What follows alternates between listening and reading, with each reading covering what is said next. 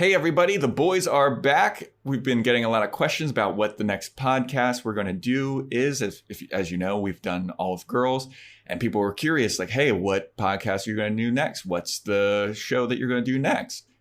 And after quite a bit of time, quite a bit of research, we have finally decided on a show. Vance, what are we doing? We are doing Buffy the Vampire Slayer. Oh, yeah, baby. So now that you know that, you can follow Boys Watching Buffy. You can follow it on Instagram at BoysWatchingBuffy, email BoysWatchingBuffy@gmail. And here's a little sneak preview of our first episode.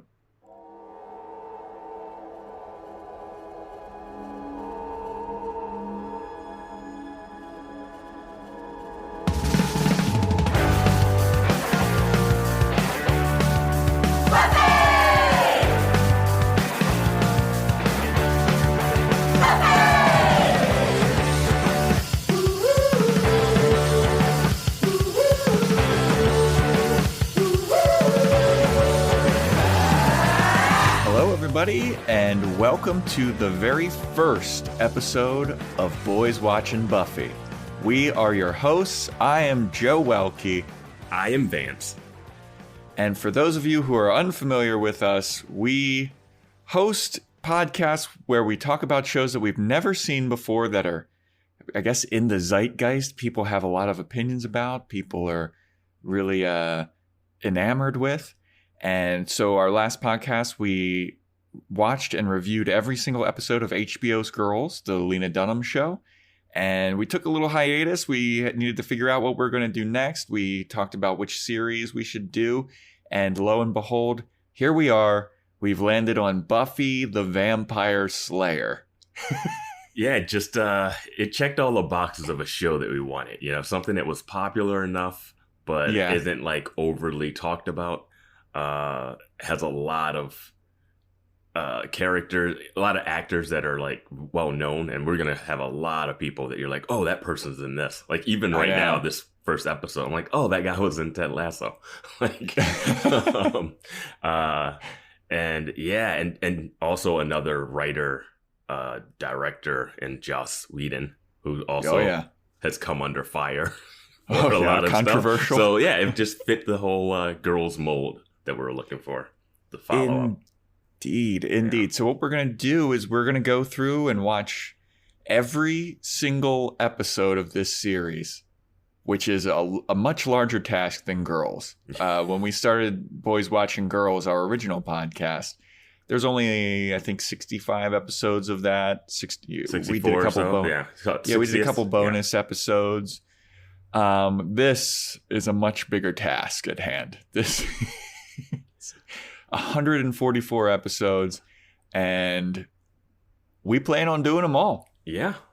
We completed the last one, and we're going to try to complete this one. That's our promise. We'll try to complete this one. Vance, we have to live for 144 weeks now. we have just started a 2-year endeavor. We can't die. We're not allowed to die. We basically watch the episode and then just go into a hyperbaric chamber until it's done. So, shall we get started on this first episode, Vance? Yeah. What was I think we should say what our knowledge of Buffy has been. Okay. The knowledge. Yeah, you go ahead. Oh, the knowledge that I have of Buffy is, I know that it really launched Sarah Michelle Gellar into superstardom. I know that it spawned a couple of spin-off series. Like, I know that David Boreanaz is a character named Angel. Mm-hmm. And I know of him. He voiced a character in a video game that I loved. He voiced Squall Lionheart in Kingdom Hearts, the video game. And I know that Joss Whedon was the main driving force behind this. But other than that, that's really all. I've never seen an episode of it. I think I may have seen one episode of Angel, but it was just randomly on, and I didn't know anything that was going on. But that's kind of where I'm at. I don't really know anything about this show. Yeah, my history of Buffy is I did see the original movie, Buffy the Vampire Slayer, with Christy Swanson, I believe, which came out before the show, I want to say. Okay. And Yeah, Sarah Michelle Gellar, the only thing I really know her from is Cruel Intentions, which I've only seen once. Oh, it's such a great movie. And her Scooby-Doo appearances and with Freddie Prinze Jr. And that's about it. So I'm really excited to see her stuff. Yeah. Allison Hannigan, I know from American Pie and Right, yes, Met Your Mother. And she's got a similar vibe here, but she's also like really good at it, which we can get into. And yeah, that's kind of, and Joss Whedon, obviously, he did Serenity, which was a movie which was based off of something else that was very popular, like sci-fi. Firefly, I think. Firefly, yeah, which I didn't watch. I didn't watch Firefly, but I did like Serenity, the movie. And obviously he had the Avengers movie and many others. So yeah, he's gotten really huge into the zeitgeist. And what's with me saying zeitgeist so many times at this point? It's only been twice. Joe, don't freak out. Don't freak out. Hopefully we don't have to do a bonus Joss Whedon controversy episode. Like, I don't feel like doing that. Yeah, I think we his did is that more limited. for Lena Dunham. But yeah, that's kind of where we're at. So if we don't know anything, if you're listening to this podcast and you're like, no, you idiots. Well, it's because this is our first time going through this. We don't know anything about the show. And we're just giving our initial rundown and reactions of what is going on in this show. Yep. Okay? We're two boys watching Buffy. All right? And here we go. Starting off with episode 1. It is titled Welcome to the Hellmouth. Directed by Charles Martin Smith, written by Joss Whedon. The original air date was March 10th, 1997, to an audience of 4.59 million viewers. Yeah, that's the time when that number is just about right for the time. Yeah. It's so it'd be lower previous in like maybe the 80s and 70s, but 90s, that's a good number. Yeah, this is a vastly different time in television. Yeah. As opposed to, well, this also is network television too. Like when we did Boys Watching Girls, a lot of the viewerships were like 0.7 million, 700,000 people watching it. But, it was a lot more rigmarole in order to get to watch Girls. But this was on the WB. So this is on the WB before it became the CW. Yeah. Wow. Yeah. Yeah, man. That's where we're at with Buffy. All right. So, episode 1, Welcome to the Hellmouth. So, I don't know if you got this, because I watched this on Amazon Prime. Same. Because it's free with the subscription. The prescription. You free with the prescription. Pills. The doctor prescribed Amazon Prime to me, and here we are. We have a podcast now. Did yours start with like an awful intro with like bad B-roll? Yes, that was the first thing I wrote down. Was like that intro with that VO. It was like, there was a time where vampire slayers and monsters came out, and it was just like, what is this? Yeah, and I was like, is this the intro for the whole show? Like, is every episode gonna start like this? It could be, Vance. And we're already enraging people listening. I don't think it is, because before we hopped on, I checked IMDb and I noticed that there's an unaired pilot. Okay. And I feel like that might be something left over from that. Yeah, because this looked like it was made by like a high school film club. Like this intro was so bad looking. Yeah. And then it goes into the cold open, and then it goes into the intro of the show, which is also very dated in its time, that intro.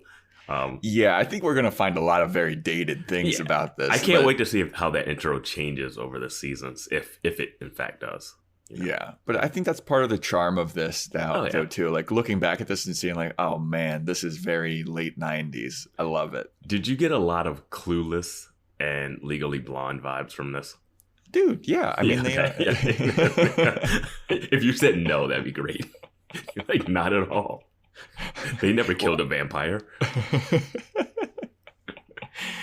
So anyway, the first actual scene that we really get in this show, aside from that awful intro, is kids breaking into a school to bone, basically. It seems like it's a guy busting into a school. Doesn't seem like a very good place to bust into and get your rocks off, but also that the dude looked, so I know that this is like a thing in Hollywood, but a lot of everyone in this series is in high school.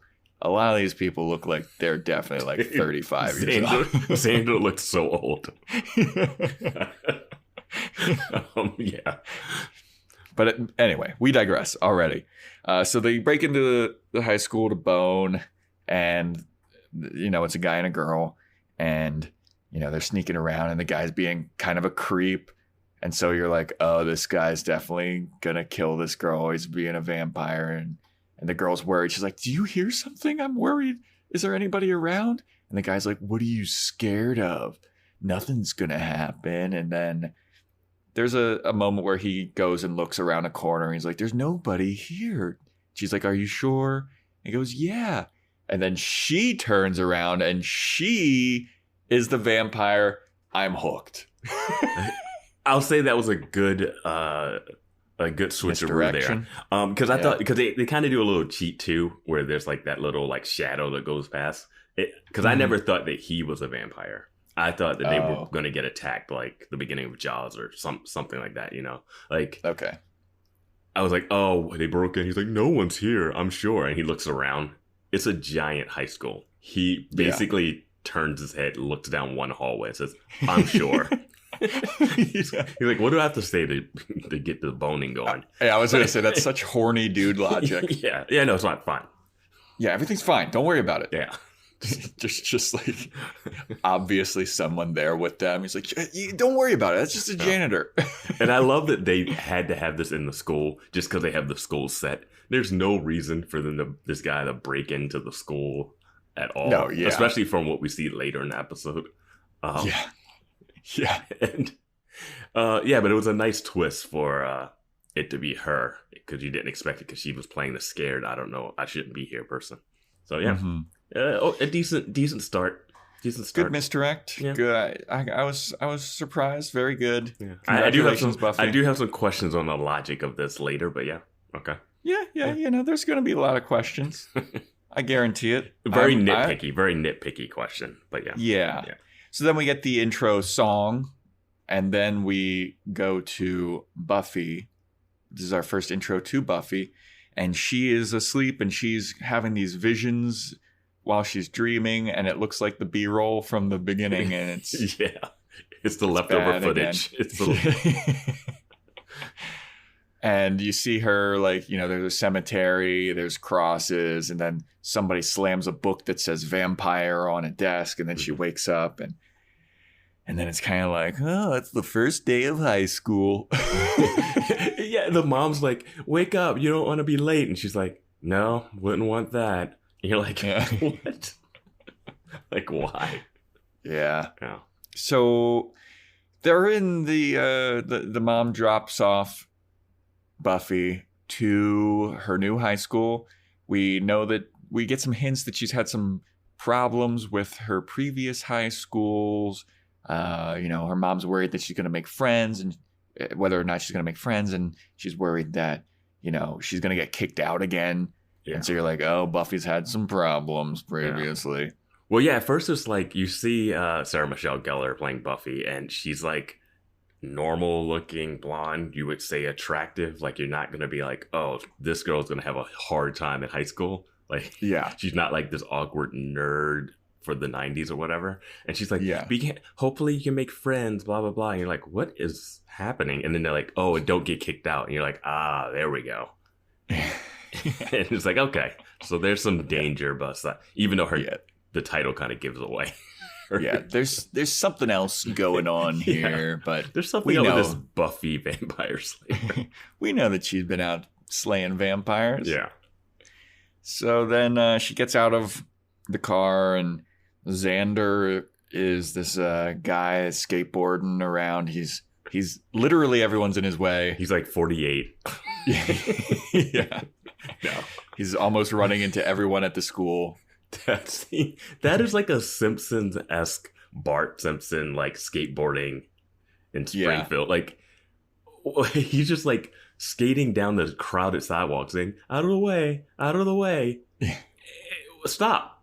Just stop. Yeah. Or, walk. It's not smart to be doing this, dude. And no one's giving him shit for doing it either. I don't think he's like one of the cool kids either, Yeah, I don't really know. Yeah. I don't know if he's a cool kid, but he doesn't seem to be. No. Especially when he gets the fucking auga eyes over Buffy. Like, he just is like, he sees Buffy and he like whips his head and he's like, oh my God, who is this new girl? And then he runs right into a railing. Yeah. A staircase railing. And then that's our intro to Xander, the horn dog who wants to bone Buffy, basically. And then we get an intro to Willow, who is Allison Hannigan. Yeah. And Willow seems to be kind of a nerd. And if you've seen her in anything from the 90s and early 2000s, you can guess what character she's playing. Nerdy. Nerdy girl that the guys don't look at twice. I don't get that, because she's a very good-looking lady. I know. Like, she's like not someone that you're like, oh, gross. Yeah. I mean, she's very cute. I mean, she has zero confidence, but that's classic for this role. Other than that, like, yeah. So he runs into her and he's like, "Hey, you got to do my math homework." And she's like, "Okay, what's in it for me?" And he goes, "I'll give you a nice shiny nickel." In the 90s, nickel. No, it wasn't, Vance. Don't try and fucking say that. In the 90s, a nickel went a long way. For a high schooler?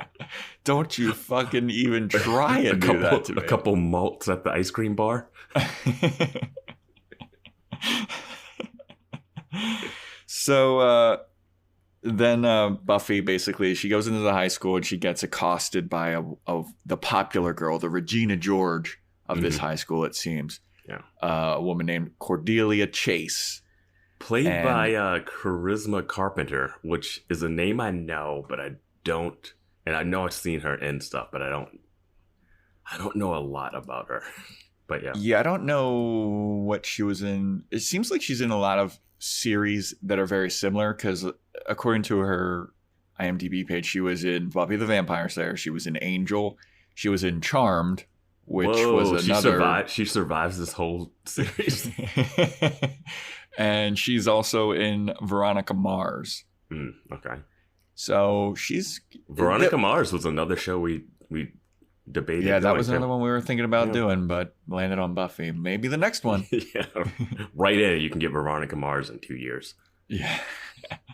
But yeah, so she's been around like this acting scene. Like, I feel like Charmed was a very similar series to this, at least. I think that one was about witches. And I think my sister watched that one. But that was also on the WB, one of those supernatural kind of shows.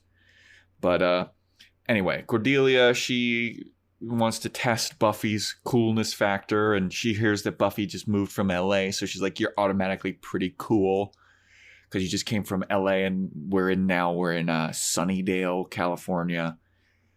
And she's talking about like fashion she has. And also, if you're unfamiliar with this podcast, I'm a fashionista.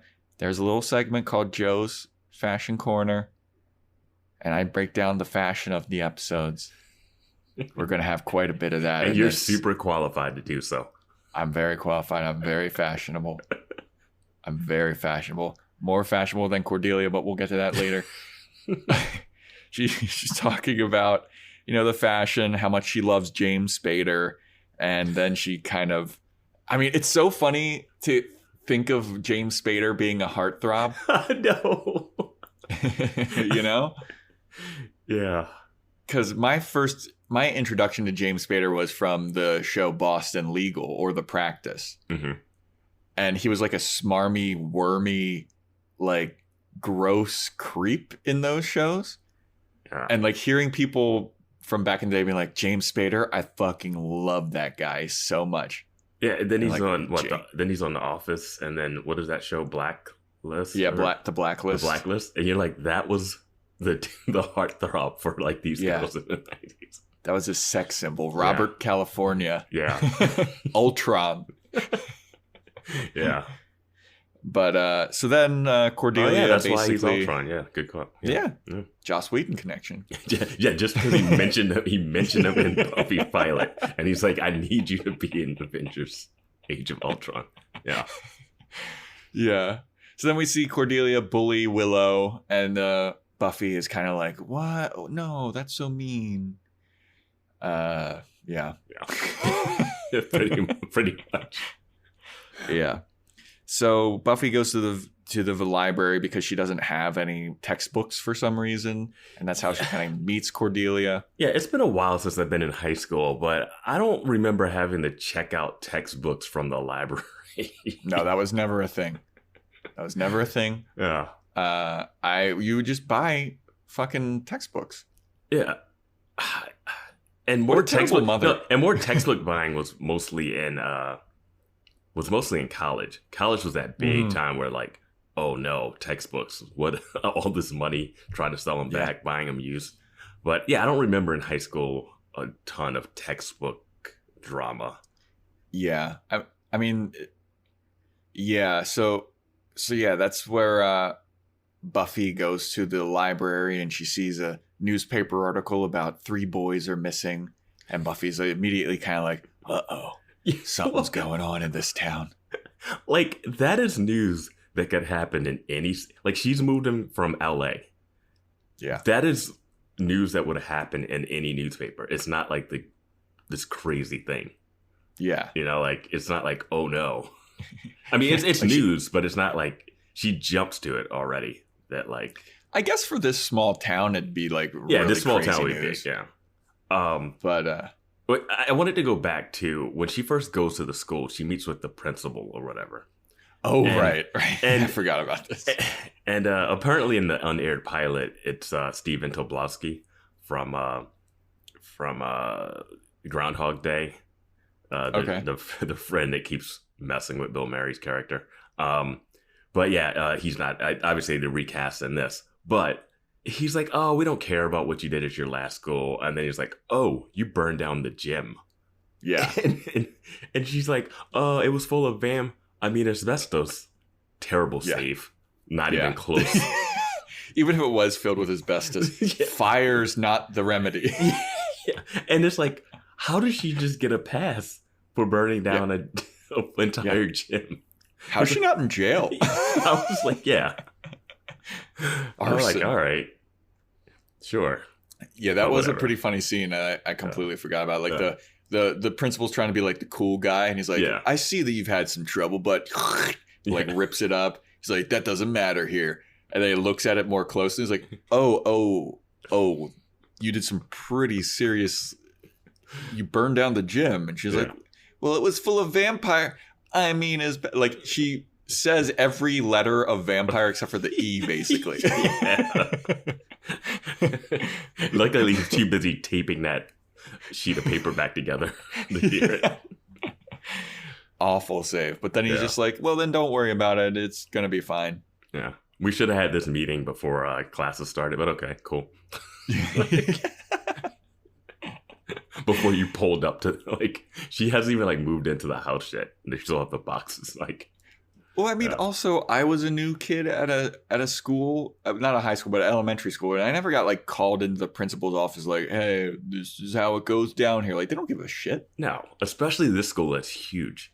Yeah, there's, like, a bajillion people there. Yeah. I don't know, but apparently everyone knows who Buffy is, including the librarian. Where Buffy goes, she sees the 3 kids missing.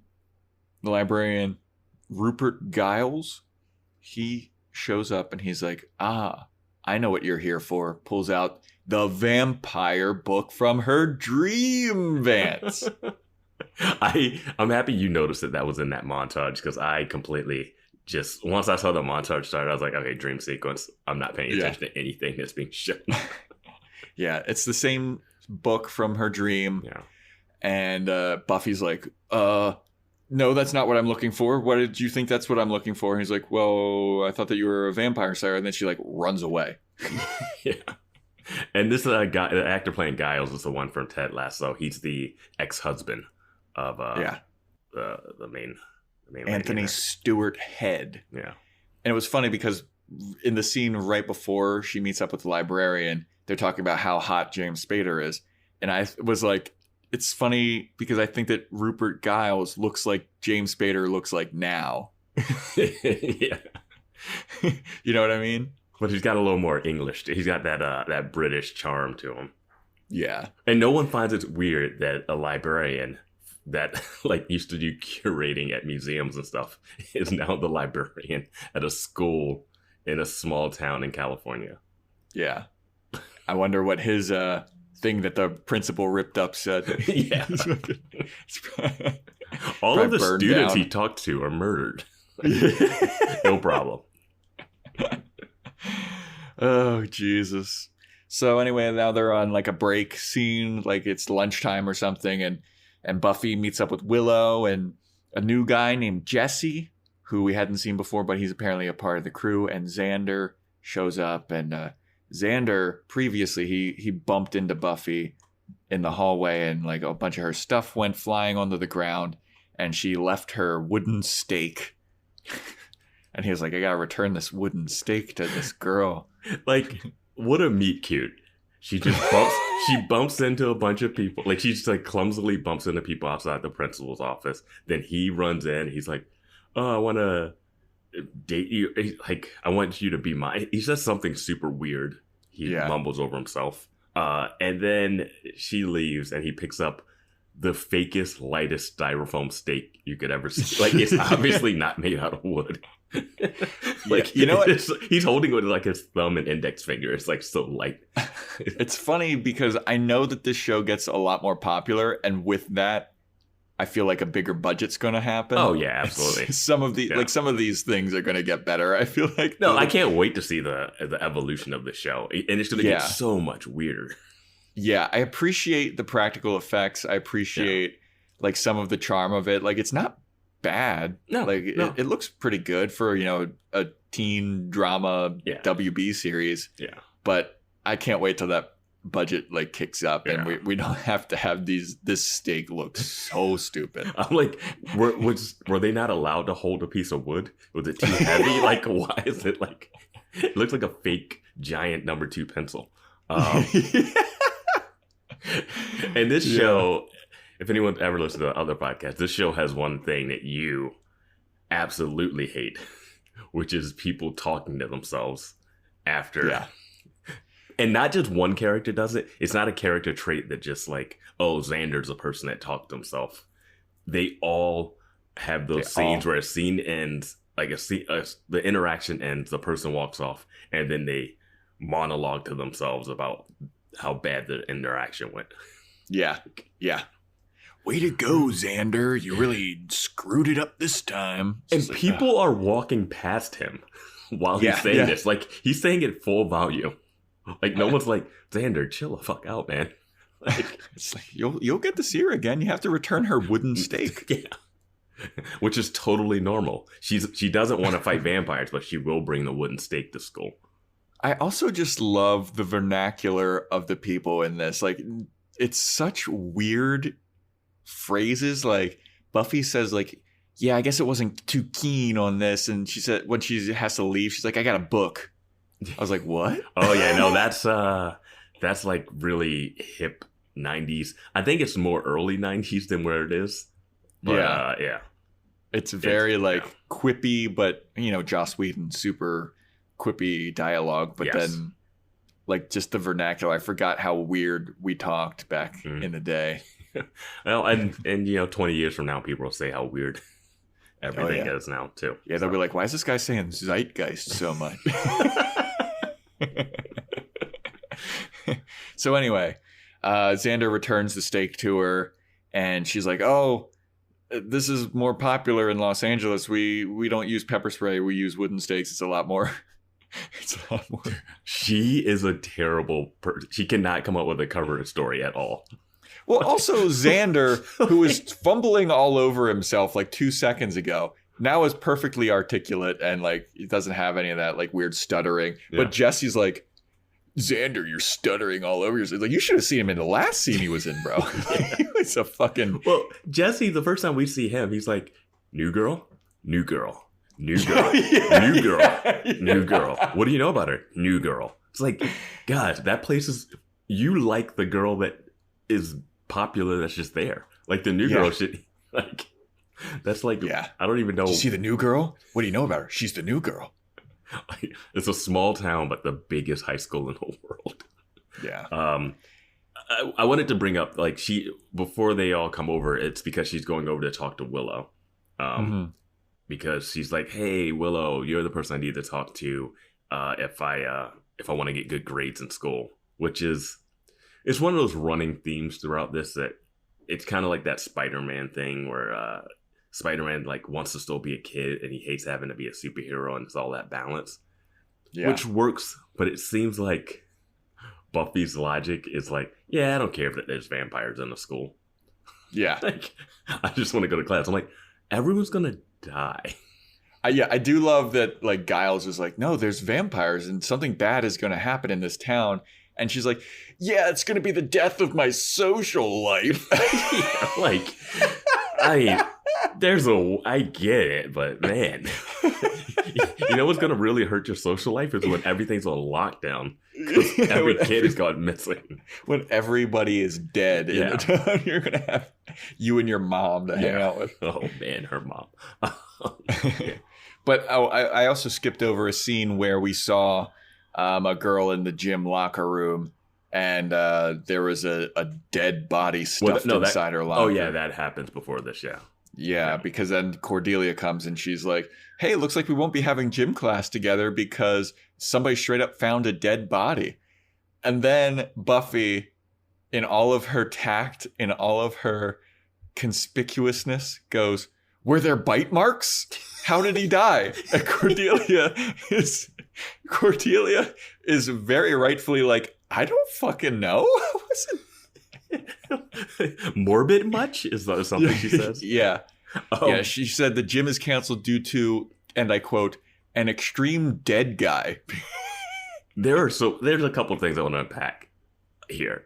There is no reaction by the kids that there's a dead person.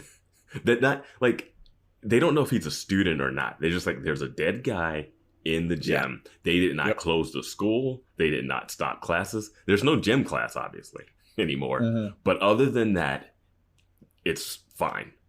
Like, yeah, it's all good. I mean, I finished watching like Twin Peaks recently. Not to go on a tangent about that. That's a whole nother can of worms. But the girl dies and they close school. She didn't die at the school. She just died and they closed school. Like, this is a person in a locker.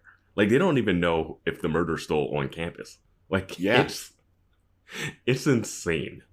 And they don't even know if he has bite marks on his neck, Vance. The most important thing. And this, one of my favorite jokes in the movie is the girls walk into the locker before they find the body. And the body's a guy from the opening scene.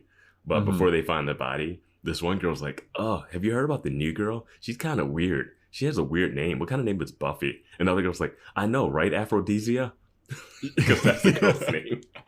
Okay. And it's just really funny to have someone like that. So many of these people, everyone in this show so far has a weird name. Yeah. Like Cordelia.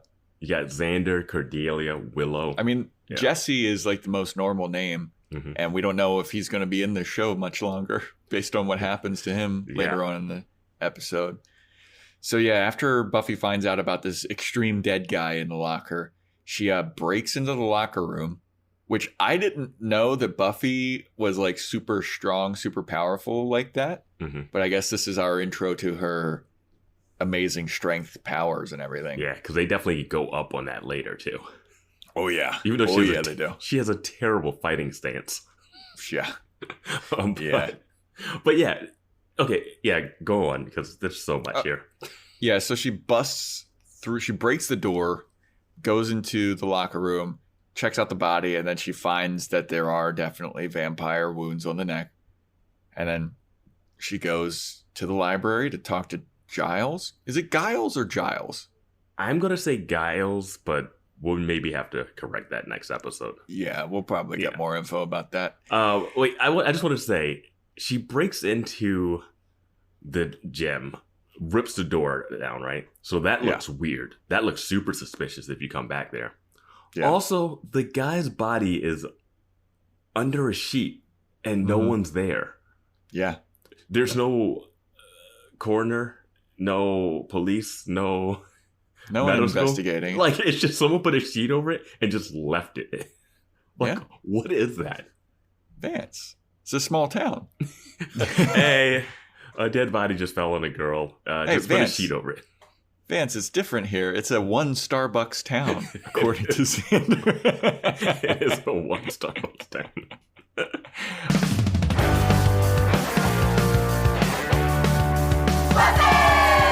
So there you have it, everybody. That was our sneak preview. Please follow that podcast, subscribe, give it a rate and review if you like it. Really looking forward to doing that podcast.